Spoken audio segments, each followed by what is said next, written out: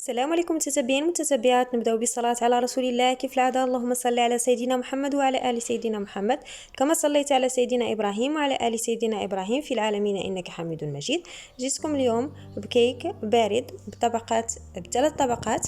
بالنسبة للمقادير غادي نحتاج في الطبقة الأولى 250 غرام من الدقيق، هنا الفرص رطب، 150 غرام من الزيت، 90 غرام من سكر أي سنيدة، 7.5 من سكر الفانيلا، الملح، 2 ديال البيضات، وايضا خميره من فئه 8 غرام.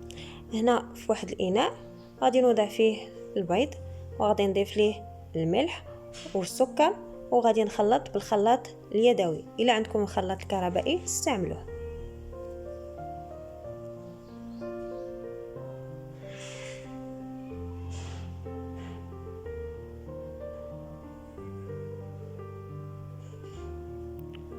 انا غادي نخلط تقريبا مده 2 دقائق حتى 3 ديال الدقائق باش يتجانس ليا الخليط مزيان. من بعد غادي نضيف ليه سكر فانيلا وغادي نعاود نخلط، يعني دائما مع التخليط ولا يعني مع التحريك. وغادي نضيف الزيت دفعه واحده يعني ماشي بالتدريج، وغادي نبدا نخلط كيف العاده.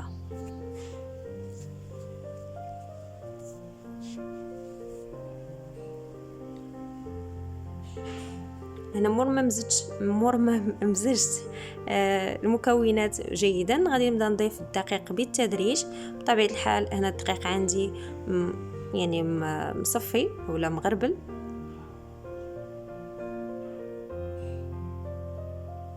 انا غادي نخلي واحد الكميه يعني باش نضيف الخميره، ودائما هنا الخميره غادي نغربلها لان كيكونوا عندي حبيبات.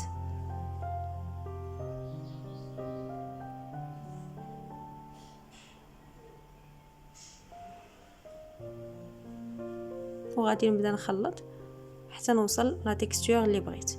عموما بالنسبه للدقيق غادي نحتاج الكميه اللي قلت لكم في الاول اللي هي 250 غرام.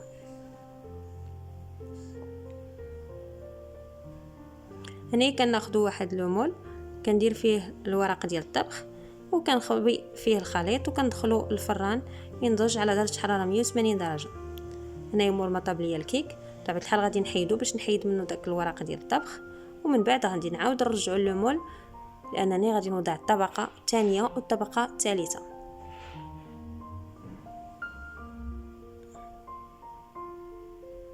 هنا مور ما كنخرجو من الفران وهو سخون غادي نسقيه بالحليب. ممكن تسقيوه باي حاجه، بعصير الليمون، انا فضلت انني نسقيه بالحليب. هنا ندوزو نوجدو الطبقه الثانيه.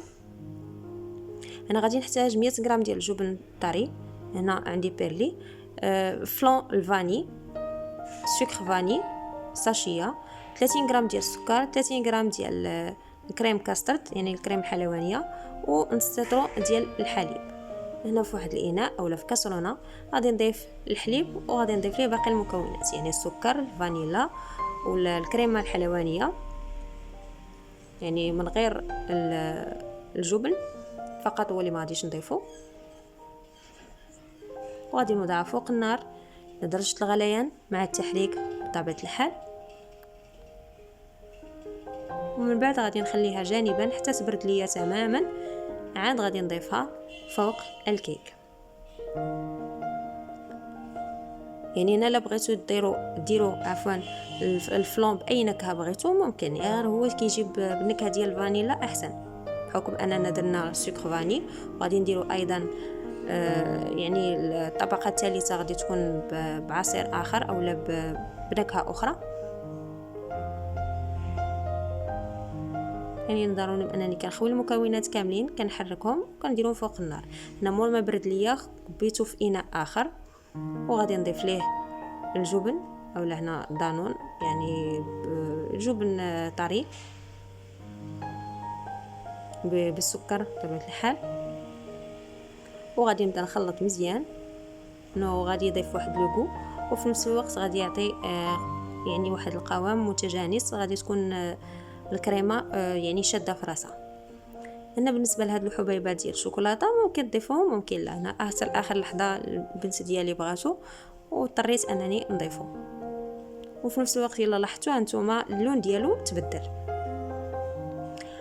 هنايا كيف كتشوفوا هذا هو الكيك، يعني ضروري علاش درت ليه رديته انا في المول باش نساعد هذاك الكريمه انها تبقى، لانني غادي ندخلها للثلاجه اللي تبقى مده 7 سوايع حتى 6 سوايع حتى نكمل الطبقه الثالثه. يعني دابا ملي غنوضع الطبقه الثانيه غنخليها تبرد فوق سطح العمل، تبرد تماما، عاد غادي ندخلها للثلاجه وندوز نوجد الطبقه المواليه.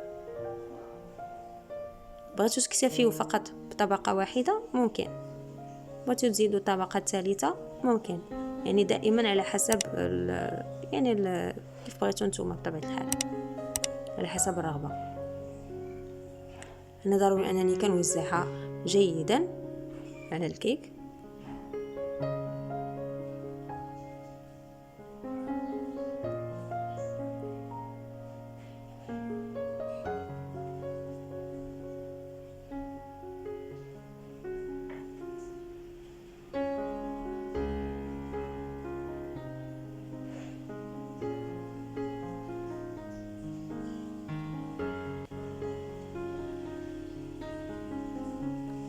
وفي هذه الأثناء نوجدوا الطبقة الثالثة ولا يعني الطبقة الثانية أو الثالثة. أنا عندنا 100 مليلتر عفوا ديال عصير المانغا، أنا هنا ما درتش عصير ديال الليمون، ملعقة كبيرة من السكر سنيدة، الفلون هنا استعملت الفريز، وساشي ديال الفاني. أنا دائما غادي نستعمل كاسرونه وغادي نوضع فيها جميع المكونات وغادي نحاول أنني نخلطهم مزيان، عاد غادي نوضعهم فوق النار.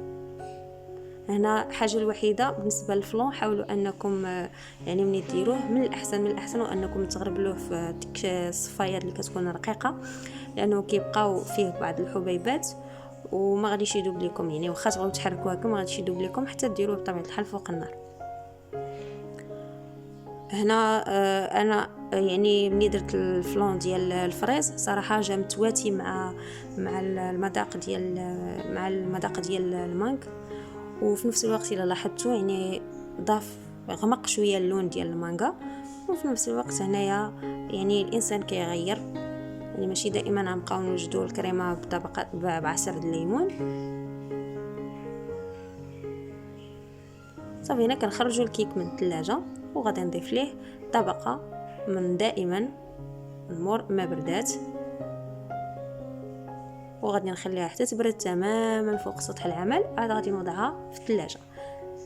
يعني غادي نغطيها بالبابي اليمونتير اولا بالسلوفان، وغادي ندخلها الثلاجه تقريبا لمده 7 سوايع. وهذا هو الشكل ديالها النهائي، يعني زينتها بالكراميل وحبيبات ديال الكرز، وايضا بعض الحبيبات ولا الجوهر كناخذوه من عند مستلزمين الحلويات. كنتمنى على ان الفيديو ينال الاعجاب ديالكم ويرقكم. ما تنسونيش من لايك والاشتراك وتعليق محفز، والا كنتي اول مره كتشوف الفيديو ديالي بارطاجي الفيديو مع العائله والاصدقاء، وما تنسانيش من البصيمه ديالك واشترك معايا باش دائما يوصلك كل ما هو جديد. وفي نفس الوقت بالنسبه للناس اللي كيتابعوني، الا بغيتوا تزيدوا تتابعوني اكثر تابعوني في وسائل التواصل الاجتماعي اللي من بيناتها الانستغرام والفيسبوك، اللي غادي نخلي لكم الروابط ديالها في صندوق الوصف. والى فيديو لاحق مع وصفه جديده باذن الله. دمتم سالمين.